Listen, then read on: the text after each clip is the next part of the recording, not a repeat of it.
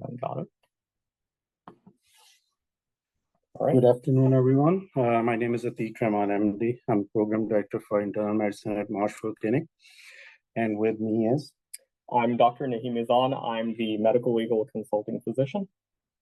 I'm Dr. Pandya. I'm a Chief Resident and PGY3IM resident. All right, so we have started our presentation. It's on what faculty and residents need to know about litigation and to apply to their practice. Yeah. So just a disclaimer, we don't have any conflict of interest with this presentation. We have no financial relationship to Dr. Mizan. Dr. Mizan is a medical legal consulting physician. His job and expertise is quite different compared to ours. And Dr. Mizan has no relationship with Marshfield Clinic Health Systems for which we work. So just brief outline of how this discussion is going to go. It's going to be about introductions, which we already went through. We're going to talk about timeline and psychological impact of litigation. Then we'll have introduction to Dr. Mizan and his work. And then we will field questions. And then we will draw conclusions and we can have more question answer sessions and it can continue beyond this presentation if there are any questions left. So litigation process and psychological impact is one thing which I'm going to primarily talk about.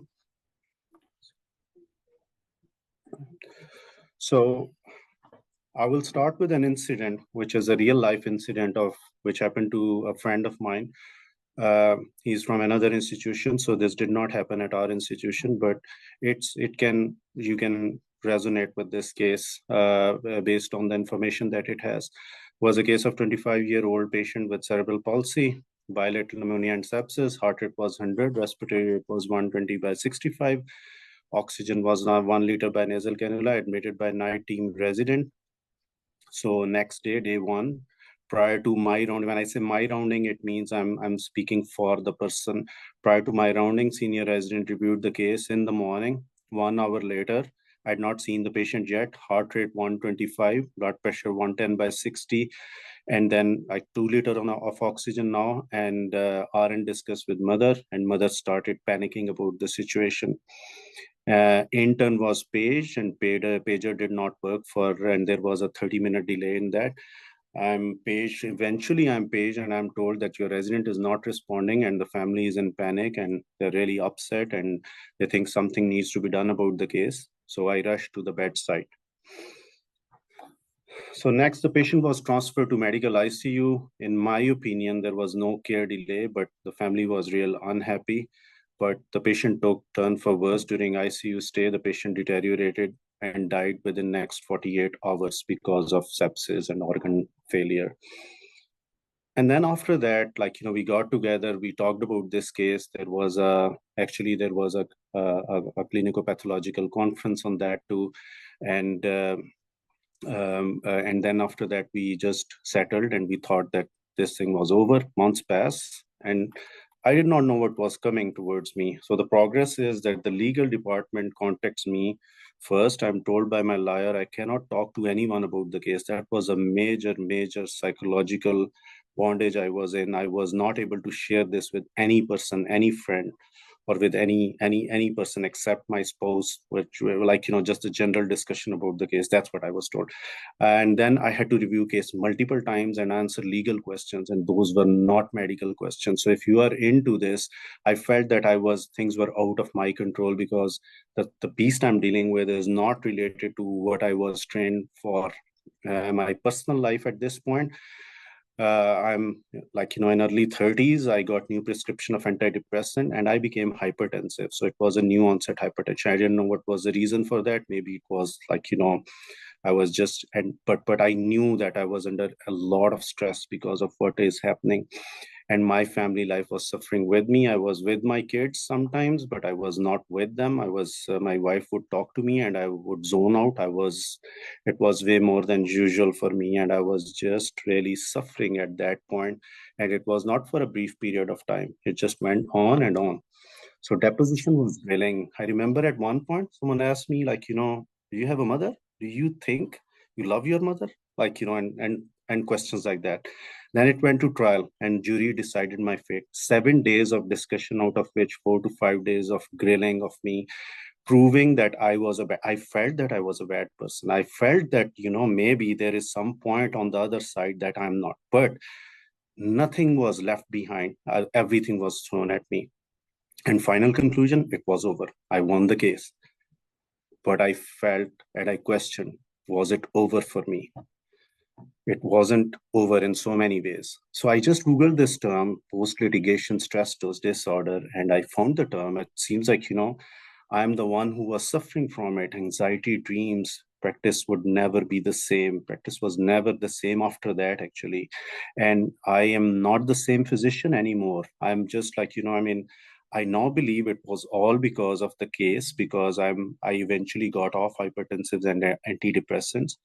My family life became amazing now, but my practice of medicine is never the same. I just go in and get out of my workplace, not in the same way like I used to do. I am a different person now because of the impact of what I went through in that litigation process. So timeline is total of 6.5 years from occurrence to conclusion.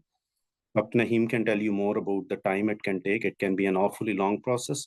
January 2017 incident happened. May 2019, I got an email out of the blue from the legal department about legal pursuit from family. October 2020 is deposition. July 2022 trial and conclusion. 24 August 2023, spoke to him in the morning. He's still recovering. So with that, I'm gonna move over to medical legal consulting physician, Dr. Mizan.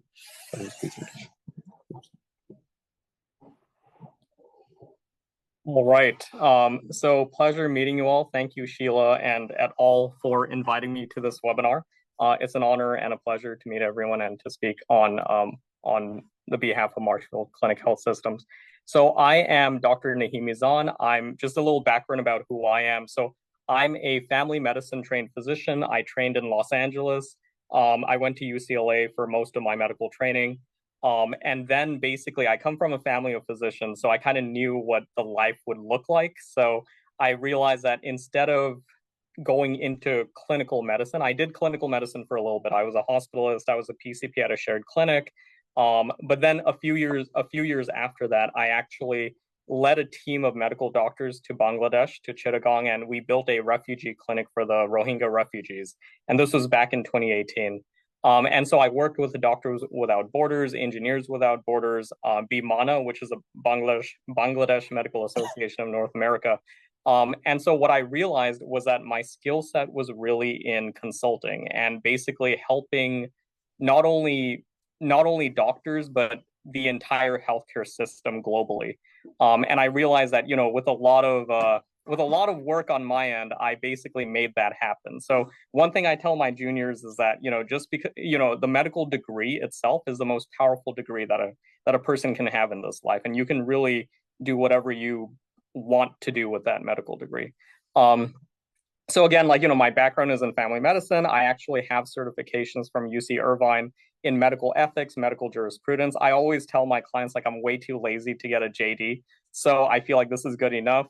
And now I basically have, thank God, I have hundreds of clients all over the US, all in Canada as well. And really my job is to guide medical malpractice and personal injury attorneys, patients themselves. They sometimes reach out to me, but primarily physicians, like my own brothers and sisters, right? Like what we're doing right here. Basically, how the heck do you defend yourself when you're in a situation like this, and how do you prevent it from happening? My wife is an internal medicine resident, so we always joke I'm family med. I try to prevent stuff, but if something bad happens, she's the one to call to fix it. So that's really, the historic difference. All right. So I'm sure all of you know this stuff, we're all doctors here, but what is medical legal? What the heck does that weird portmanteau word mean? So medical legal basically is a bridge between medicine and law. So another word for it is medical jurisprudence. It doesn't really roll off the tongue as well. It involves the study, assessment, and enforcement of a patient's rights in medical practice.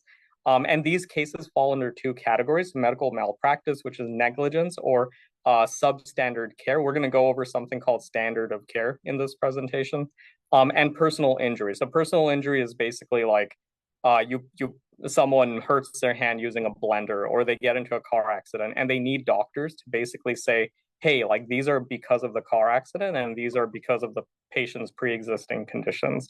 And the ultimate goal of the medical legal sector is really to ensure justice for patients and their families, and to enable us physicians to practice without fear of undue reprimand, which Dr. Rahman really brilliantly went over.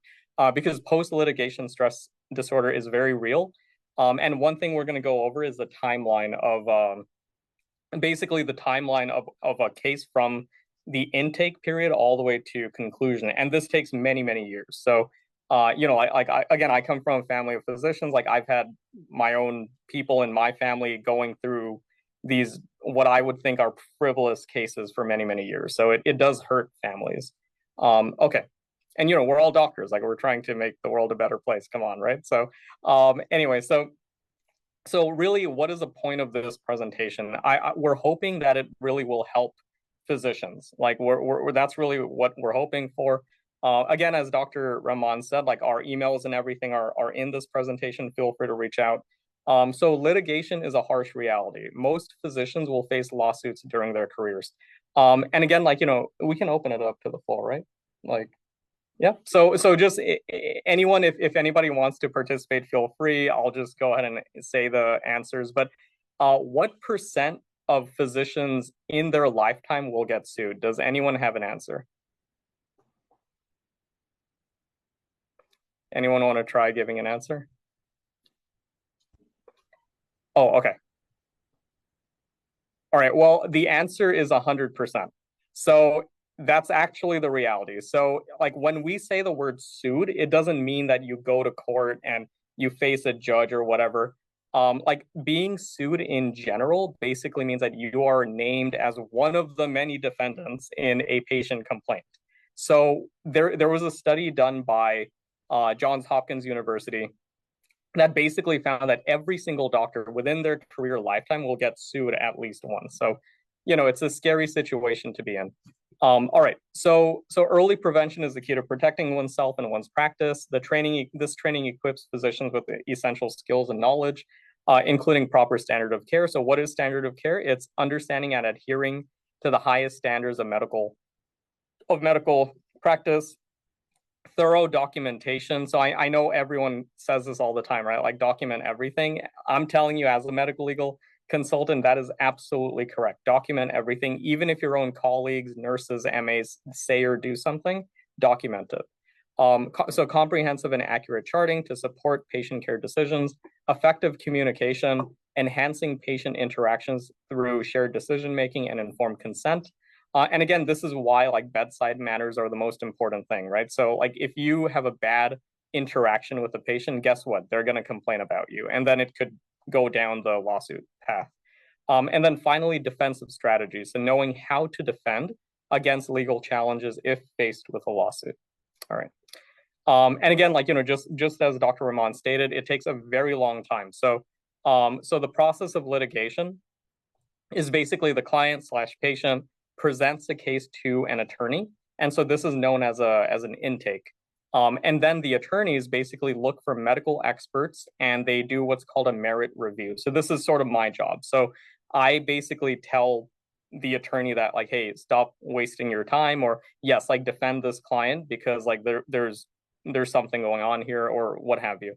And then finally, there's settlement versus trial. So this is when a settlement is basically where a hospital or clinic system says, hey, like, we just want to give some money to the patient and this will go away.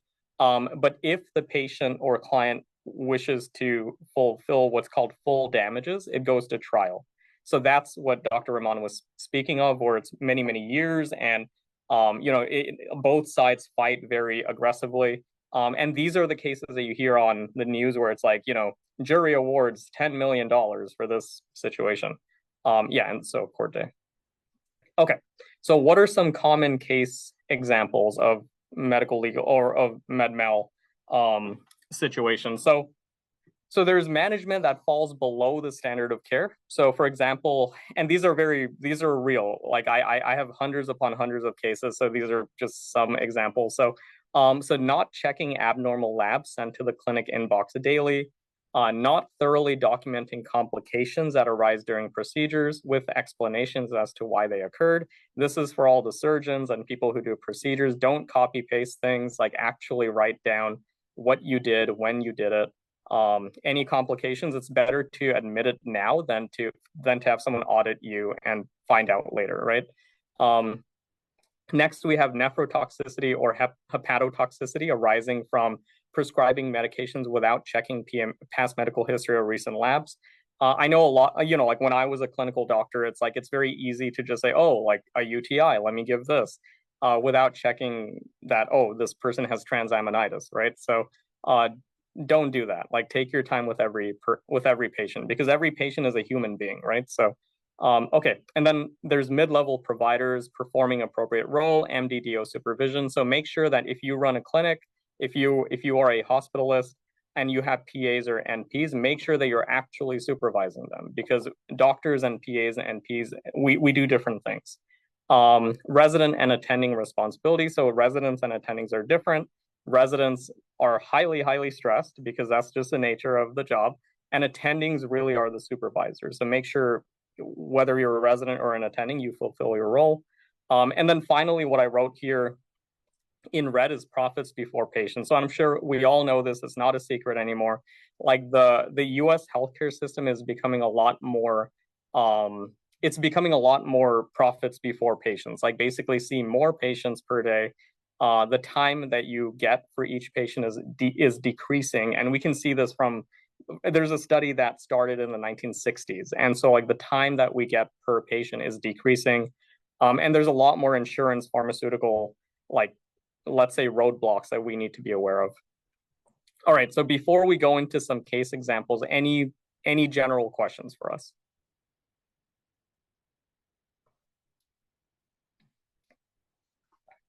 Oh, or you can chat or type. Yeah.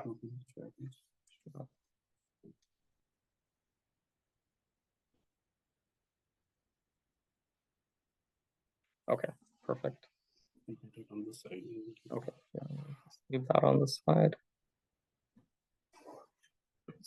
Okay, yeah, so if anyone, if you want to type questions in the chat, you can do that as well. Okay, so we'll move forward. All right, so basically I'll just go through a couple case examples. I do hundreds of cases a year, but these are like very common cases that I get. So I figured it's good to be aware of these and what to expect. All right. So case one is a pressure ulcer case in a nursing home. So elderly patient. So VY, a 64-year-old female with a very complex medical history, as they always have in nursing homes. Nursing home admission was due to florid septic shock, altered mental status, had severe sepsis, sacral osteomyelitis, stage 4 deep sacral decubitus ulcer, C. diff, colitis, and much more. And the outcome was, despite resuscitation efforts, the patient succumbed to complications from septic shock. All right, so the summary, and after reviewing, I think it was like 8,000 pages of medical records, the assessment was basically VY's case involved critical care in a nursing home setting. Subpar care led to multiple complications, including severe sepsis, a stage 4 pressure ulcer. The nursing home then faced allegations of negligence and led to a plaintiff-friendly settlement. So what this means is that after they consulted me, this was, I think, 3 years ago, they got back to me and said, hey, we actually sued this nursing home, and they didn't want to go to trial. So they just gave the family, VY passed away. So they gave the family of VY this pretty significant settlement. And so this is what we call a plaintiff-friendly case, because we had evidence that even though the doctors were putting in orders for Q2 hour repositioning, for a pressure bed, for skin integrity checks, for wound care medicine to be involved, guess what? The nursing home nurses were not doing their job. So they were not fulfilling the orders. And so the entire nursing home was targeted. And that's really what ends up happening. It's like, remember that we are all one team. we are the healthcare system, right? So like if one person does not do their job, it affects all of us. Okay, next, so case number 2, failure to communicate results. Again, bedside manner is very important. So LH, a 48-year-old female with abnormal mammogram findings. LH was not informed of atypical lobular hyperplasia findings from a core biopsy by her PCP. 4 years later, so, you know, basically she lost, like she moved and, you know, she didn't establish a PCP. So 4 years later, LH was diagnosed with invasive ductal carcinoma, and then later required a bilateral mastectomy. Pretty big what we call damages. So damages are basically the bad stuff that happens after subpar care. That's what the word damages mean. So LH's case involved a failure to communicate critical biopsy results. The delayed diagnosis of invasive ductal carcinoma resulted in a bilateral mastectomy, and the case is currently in trial, and a favorable outcome is expected for the plaintiff. So basically the clinic in question, like I'm not going to name names or anything, but it's a very, very big clinic system in the US. And they do not want to do a settlement. They have the money to go to trial and all that. So, and it's very likely that the patient is going to succeed in this situation because, again, it's so simple, right? Like the PCP just didn't check their inbox, or they did, and they didn't call the patient to tell them that this was the result. That's it. So crazy stuff. All right. Next, we have case 3. So a patient with a critical past medical history. So FO, a 30-year-old female with a history of polysubstance abuse, presented with a penetrating wound, septic shock, altered mental status. Due to blistering lesions and absent pulses, a left below the knee amputation was performed, and post-op FO reported temporary blindness. So we'll go a little deeper into this case, but the summary was basically FO's case involved complex medical history, including polysubstance abuse and chronic wounds. A defense-friendly outcome occurred due to significant patient history impacting the presentation of symptoms. The case was considered frivolous and dismissed. So basically, she was the patient was basically stating that, oh, number one, you know, I didn't need an amputation, and number two, her blindness was secondary to the amputation. So both of these, you know, we're all doctors here. That's nonsense, right? Like there's no real connection between these two events. And also what defense found is that, well, you know, like what I found was that, like, you know, she basically had everything. Like she was a heroin abuser, cocaine abuser. She used a ton of different things. She was IV drug user, you know, times 10. So because of all that, like literature basically supported that, hey, like you can actually become blind from extensive illicit drug substance abuse. And that's what ended up happening, and the case was dismissed. All right. Okay, so I will hand it over to my colleague. Hey everyone, this is Rinki. So I would like to start off by saying that residents can get sued. I did not know this before I started working on this presentation. We can get sued, and especially residents who come from outside who are not familiar with the US healthcare system. It's important to inform them and educate them regarding this.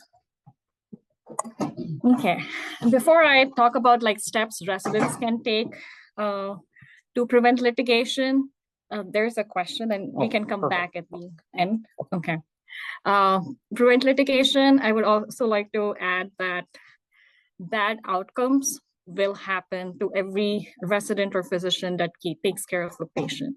In spite of like how hard you work, how hard you are following up, bad outcomes happens in the care, and bad outcomes does not mean bad care. So let's try to understand why do patients sue us, basically. So number one is because we think it's the money, which might be a part of it, but it's mainly because they feel that they have a question which wasn't answered, or that there's something that was not communicated to them, that there's something else going on which we are not telling them. So this is where communication skills come in, that patients are more likely to sue if they feel the provider is rude, inattentive, or did not provide adequate communication. So always ensure you're doing shared decision-making, informed consent, maintaining like open communication with both patients and families. Another thing is charting. as Dr. Mizan mentioned, if it's not charted, it did not happen.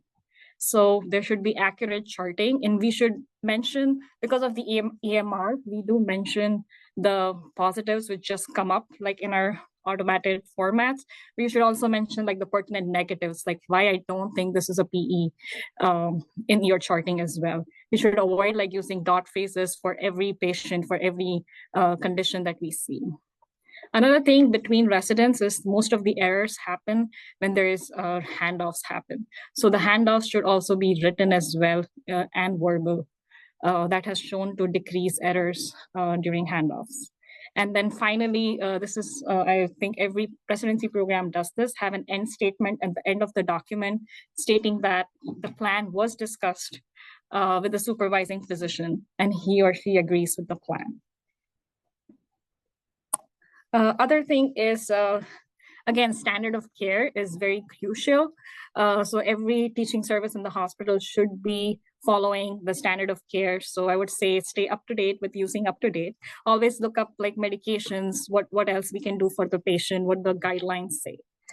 And then finally, something that all residents should know is about malpractice insurance, like what kind of insurance, because when you get matched, you're like, oh, this is it, our life is all set.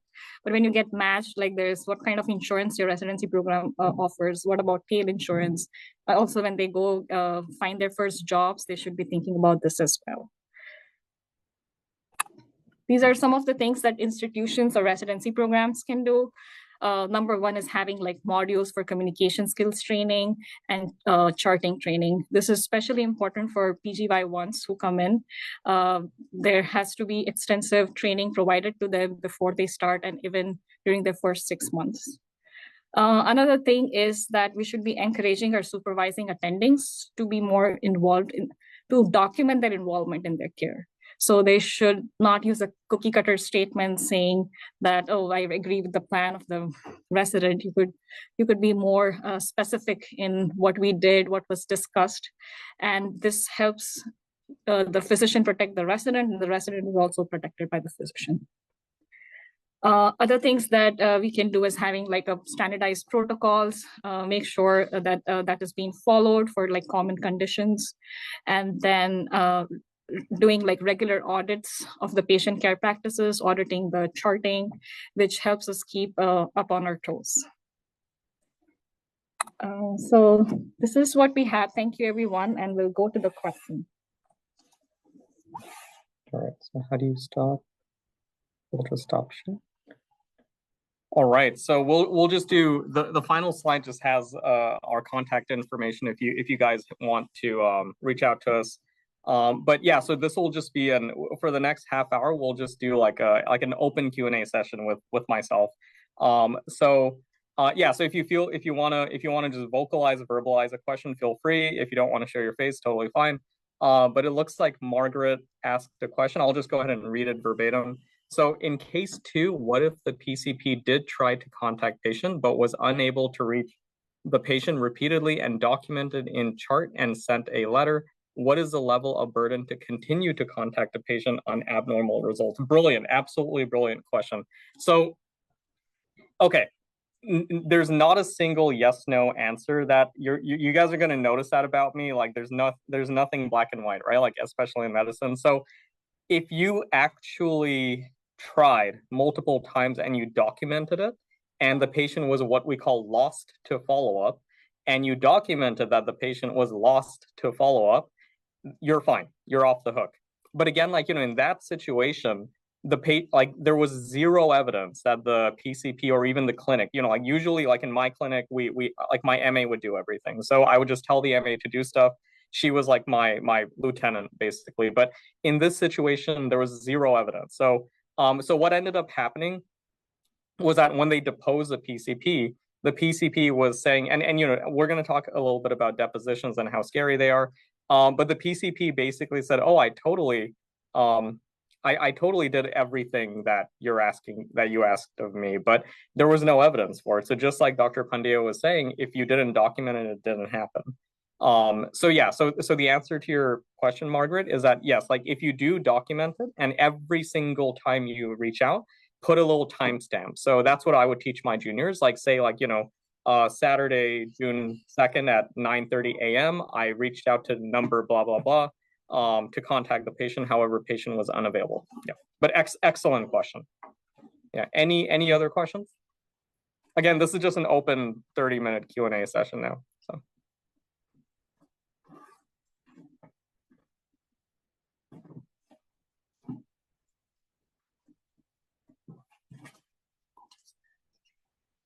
Oh, sure. I think we should. Okay.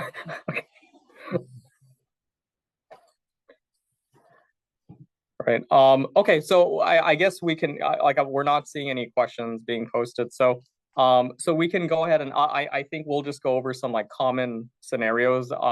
So today actually, I finished 4 consults and we were just joking about it, or not joking, but like we were like discussing them today and how, so I had one case where a patient, and patients will say everything to their attorneys, right? So it's like what I tell the attorneys is like, don't believe your patients, just talk to me and then I'll tell you what actually happens. So so one situation was that a patient said that like he went in for a CABG, so a CABG procedure, had extensive tri-vessel CAD.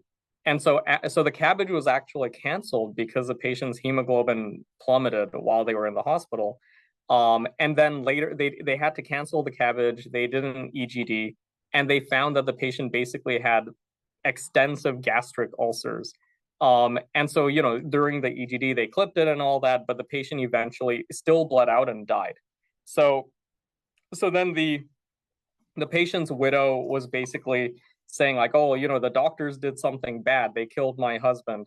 But it doesn't make sense, right? So what we found in the medical records was that the patient actually had extensive alcohol abuse. And the wife actually testified that they had a huge party the previous night and he drank like I don't know alcohol, but he drank like what was it, 5 bottles of cognac. So I had to Google image what is a typical bottle of cognac, and it seemed like a lot to me. So and as we all know, like alcohol affects gastric lining, and so that was really the retrospective analysis that I provided.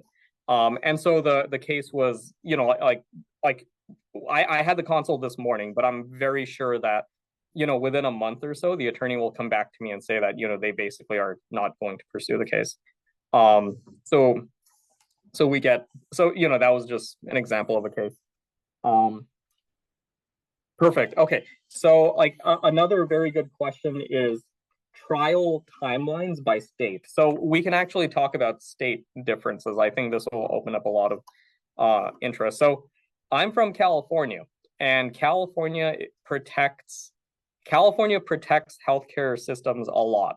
So there's basically something called statute of limitations. So California only has a 1-year statute of limitations. So let's say something happened today, I basically only have 1 year to file that case with an attorney. Other states have different SOLs. So I think New York also has 1 year or something. Florida has 2 years. Alabama has, I think, 3 years, but they're trying to make it 2 years. But every state is different. So this is why, if let's say that a doctor, let's say that you move from Texas to Florida, but then a case happened in Texas, you are now under the rules of Texas. So even if you're in Florida, if you want to be in a safer state, if the patient encounter was in Texas, then it'll be under Texas rules. So it's a very, and all of this information is available. Just Google, state, Texas medical legal rules. But yeah, so one is SOL, and the other is basically one big thing is pressure injury cases. So because they're so common, states actually have their own rules for how to litigate pressure injury cases. So for example, New York just says if you have a stage 4 pressure ulcer, you will get settlement. So if your grandma has in a nursing home gets a stage 4 pressure ulcer, you just file the case, boom, they just give you $100K. That's it. It's doctors have zero defense. But other states are a lot more lenient towards physicians and healthcare systems. Yeah. Okay, perfect. Yeah, so another question is, like as I mentioned in this presentation, like what is our responsibility with NPs and PAs? So, and again, like I'm very like I'm not part of any healthcare system, so I feel like I speak very freely. So it's like in I'm giving very personal insider information. More than half of my cases are against NPs and PAs. And who is the one that suffers the most? It's the doctor. And so the way that I explain to clients and et cetera is that, you're the general of the army, okay? Like you're the doctor. Your PA, your NP is not the doctor. You're the doctor. So if you're hiring them to make your life easier, you're taking on a substantial risk. And so, like the difference, and we all know the difference in education. Like it took us 30 plus years to become MDs, DOs. A PA NP license is very different. And NPs, I would say, are a lot more trained because they were practicing RNs that went through a licensing exam. PAs, however, PA school is a lot more, I would say it's more algorithm heavy and it's a lot less education than a medical degree, than an MD or a DO, right? So, but anyway, so if you do have NPs and POs, make sure that you actually see the patients yourself. Like every single time I see that little blurb, like, Dr. Miller agree with my PA on this case. And then it turns out to be a kid with like a ruptured acute appendicitis. And it's like the PA wrote strep throat or something. Like, I'm like, sorry, I can't help you. Like you shot yourself in the foot, man.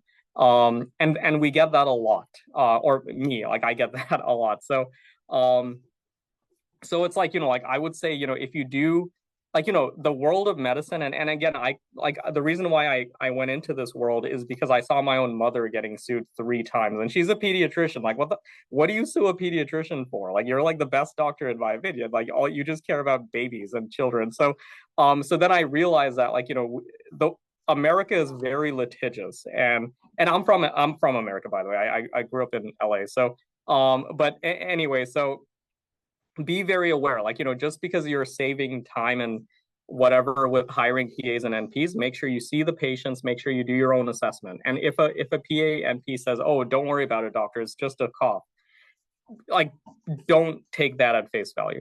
All right. Lucy Willis asked, what do you tell doctors in terms of whether or not they can discuss the case with friends, family, colleagues? In reality, how often are those conversations actually used against them? Brilliant, brilliant, brilliant. Okay. So I'm not going to mention it because, Dr. Pandya and Dr. Ramon are my friends, but I actually have a friend here who's undergoing this situation right now. So she's telling me, because I'm not a clinical doctor anymore, right? So it's totally fine. Like, I'm actually helping her. But basically, I would say that whenever something like this happens, just like what happened to Dr. Ramon's friend, don't mention it to your colleagues. And I know this sounds super duper, what's the word? Like, this sounds very depressing, but like we are like, everyone will try to save themselves, right? So that's just the reality of human nature. Your friends are friends, but your colleagues are coworkers. So what's going to end up happening is that, let's say that Billy is getting sued, all of Billy's other IM doctor friends and colleagues, they're all going to be asked. They're going to be sent a letter for deposition. So that's what's happening to my friend right now. Like, she didn't do anything, but like her coworker is now being sued, and so now they're basically forcing her to come in for a deposition and testify against her own colleague slash friend. Like, they've been friends for over 5 years, and so then I basically told her, like, you know what, like, you're in the situation now. Like, it's too late. Like, you have to save yourself. Yeah. So that's what I would recommend, Lucy Willis. I would say just keep it within your family. Unless your husband is a doctor in the same practice, like, just be very conscious of who you share this information with. All right, Margaret asked, Margaret, love your questions, by the way. Yeah, appreciate the pressure ulcer example for New York. What other types of cases do you see come up for litigation and are plaintiff friendly? Ooh, beautiful. All right, so yeah, so a lot of plaintiff friendly cases, like the assessment where it's plaintiff friendly, are cases where documentation does not happen. So again, as Dr. Pandya stated, if you don't document it, it didn't happen, even if you did it. So if I did a like, what do you call it? Like an abscess debridement or something, and I didn't do it, it didn't happen. Isn't that crazy? So, so even if reality I actually did a thing, if the patient said no, the doctor never did this, then guess what? I never did it. So we get a lot of those cases, and we also get like a doctor who just didn't check their like a doctor didn't check their inbox, didn't tell the patient what, like, any critical labs, and also what Dr. Pandya was saying, even negative, pertinent negatives, because a patient might be waiting and, like stressed out about a mammogram result, right? So it's like it's best to tell your patients everything. Like, put yourself in your patient's shoes. Yeah. Okay. Any other questions? And oh, beautiful. Loving this. I actually have a bunch of questions here that we'll go through as well. All right. So Dr. John Andruli stated, is it your experience that residents usually get dropped from cases that usually continue against the attending or hospital? Brilliant. Absolutely brilliant. So I actually have two opposing answers. I'm very sorry, John, for my answer, but so it depends, because many times attorneys are more lenient.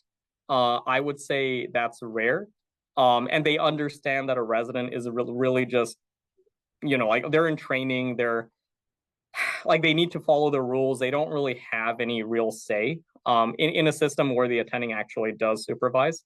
But there are some situations where no, like the resident, like sometimes the residents get dropped from cases when it gets to court. But sometimes residents don't. And the reason why is because, and I'm gonna say something that's gonna like hurt a lot of people's feelings. But when you are a resident, you're still a doctor, right? So like once you get your medical degree from med school, don't think you're a baby, don't think you're a child, don't think you're a student. I hate that term when people say that, oh, I'm a student. You're not a student. You're a medical doctor. You're the one putting in orders. You're the one seeing these human beings, our brothers and sisters. Take responsibility. Don't think that, oh, my attending will help me and save my career. No, because you're attending, and again, I'm speaking from hundreds of cases, your attending is going to throw you under the bus to save his or her career, right? Yeah. Just want to add also that even though they might be dropped, but they are still going to be a part of the legal process. So they need to know about the legal process and the steps in that, because very commonly we have observed that residents might get dropped, but again, they are going to be called for the case, for the deposition, and for the trial. So need to know about the process. Yeah. Absolutely. And so just one of the cases that I had, and again, this is sort of tangential, but like like I've worked with clients all over the US. I've worked with American doctors, I've worked with FMGs, IMGs, whatever. So really study English, because like what we see a lot is that, like people who don't understand what you're saying, or they have some sort of prejudice, like it's going to affect how they see you as a physician. And so, like a lot of times, the doctor is doing everything that they can, but because they're like culturally rude. We see that a lot in allegations, like doctor was culturally rude to me.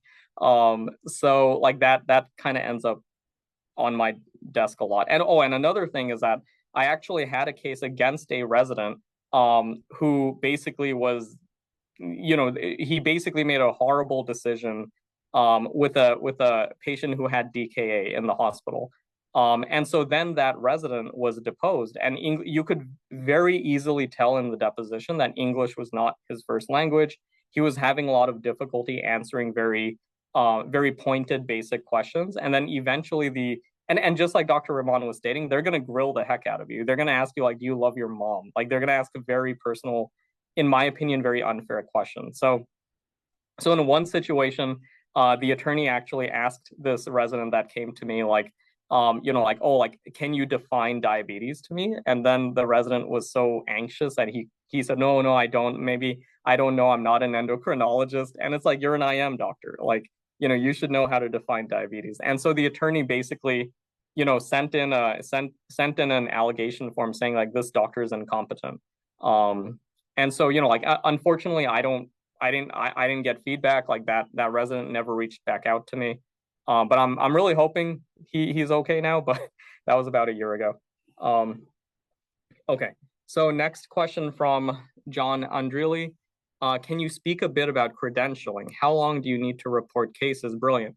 If you were named in a case, then dropped, so you need to continue to report. Okay, so one big secret that I tell everyone is that you're not obligated to do anything. So what I mean by that, that's kind of crazy, but so what I mean by that is that, like, if a lawyer is like sending you letter after letter saying we demand that you come here, blah blah blah, like it's not real. Like you're not gonna, nothing bad's gonna happen to you if you don't respond, right? So but like once you enter that, like once you respond, then you are now obligated to basically tell your story, like what actually happened, what your opinion is of the case.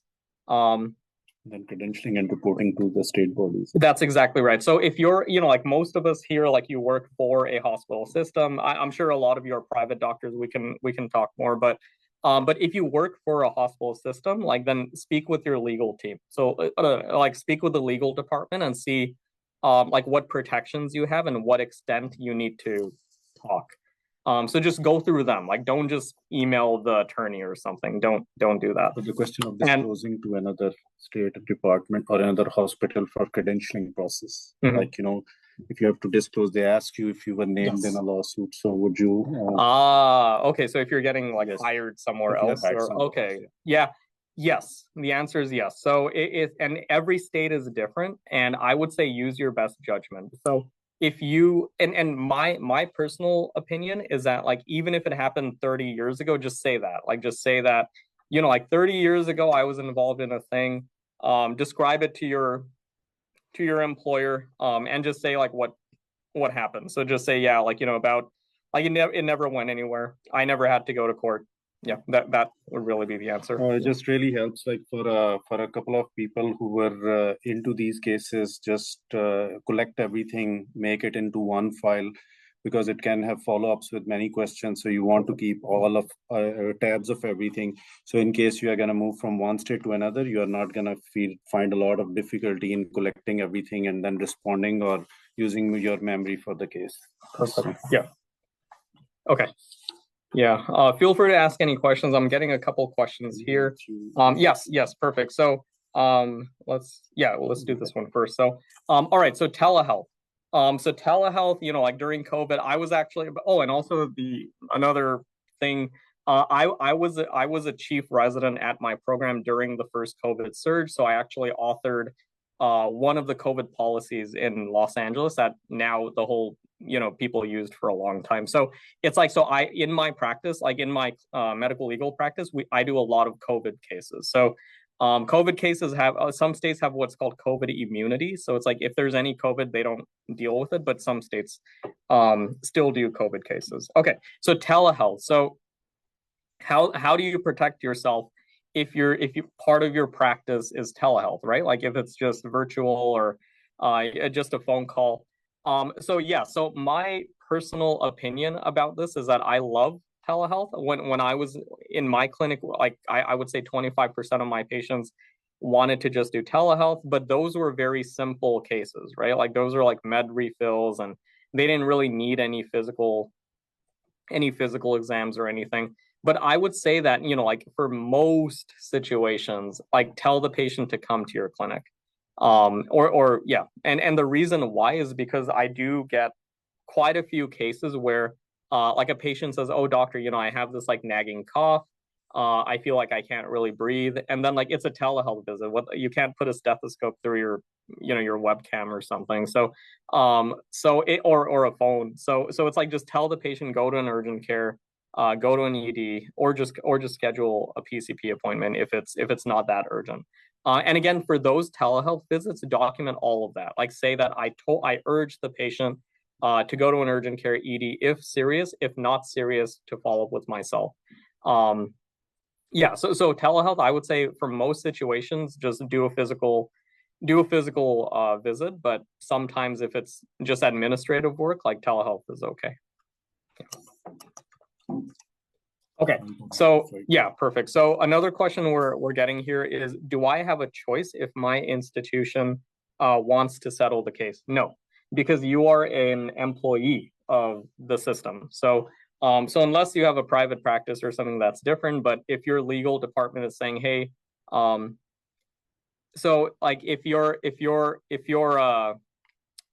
goodness, so if your legal department is saying, hey, we're going to settle this case, you don't really have a say because again, you're an employee of the system. Okay. All right, so I'm getting another comment here. Let me just read it.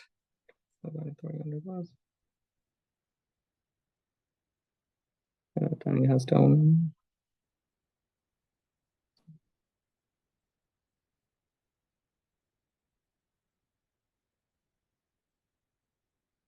Okay, I'm not going to read this comment, but whoever wrote this comment, just I do hundreds of cases a year, and yes, like in the world of in our current climate, medical climate, yes, like attendings and residents, like you have to protect one another.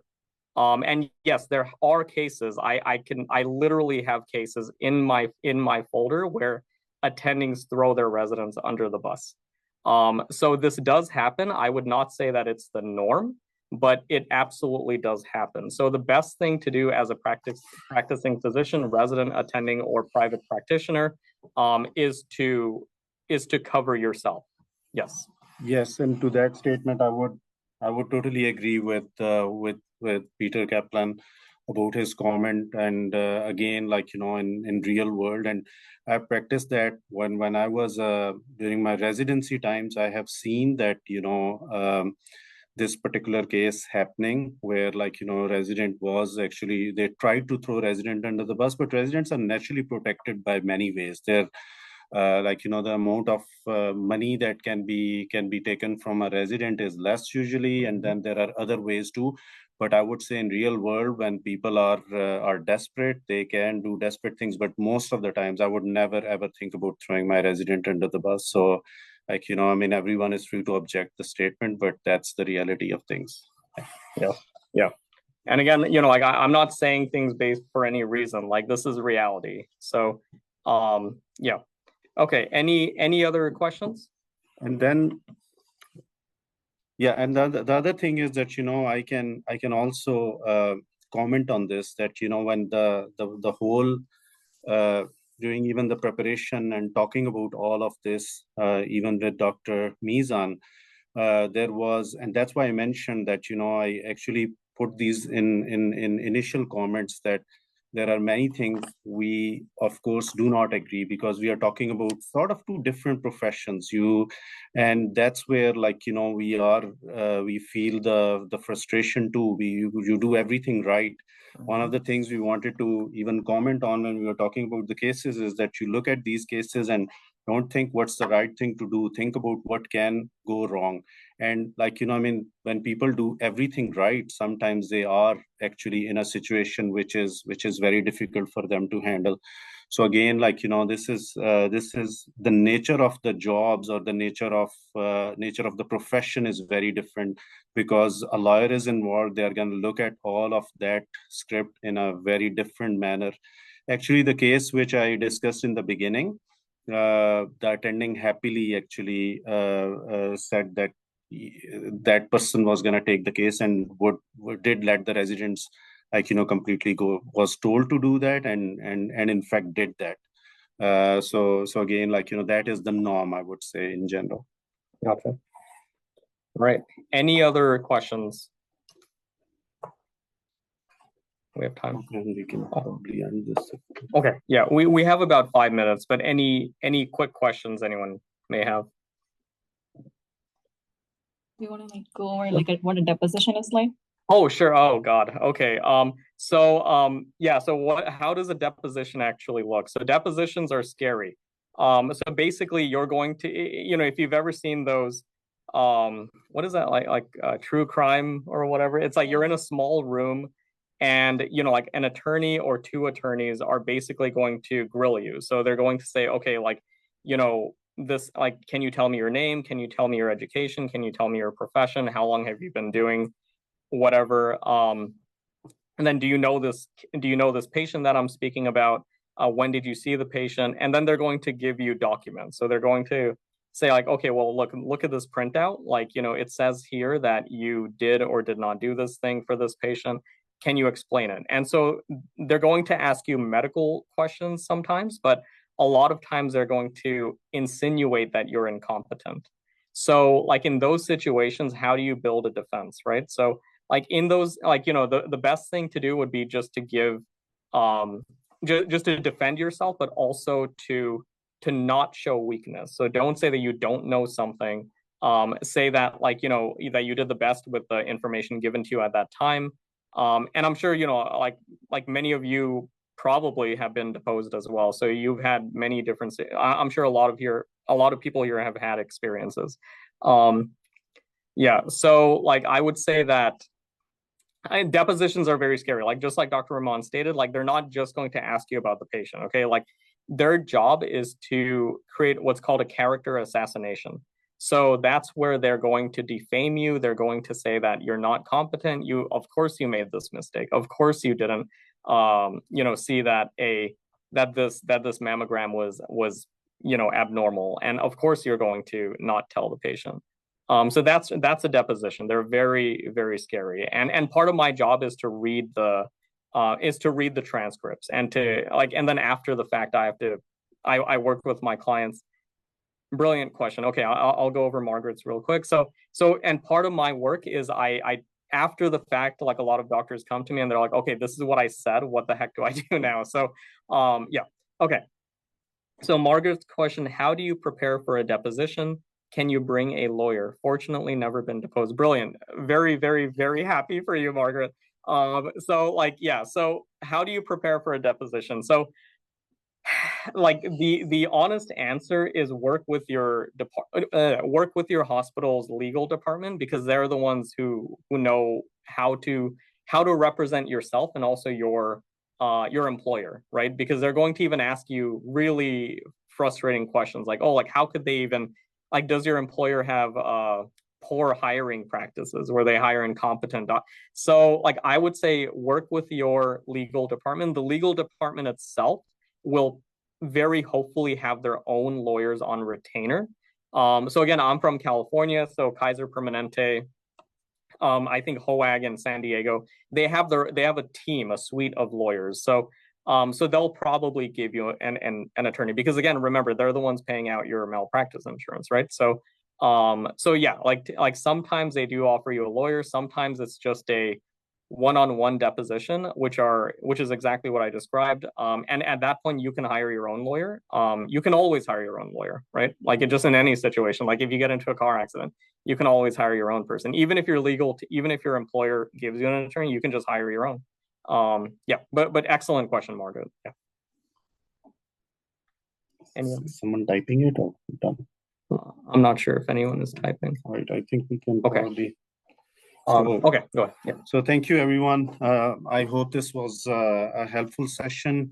Again, we are available for any follow-up questions to you. I want to thank AAIM for the opportunity. It was an amazing opportunity for all of us. And again, we are available for any follow-up questions. Thank you so much.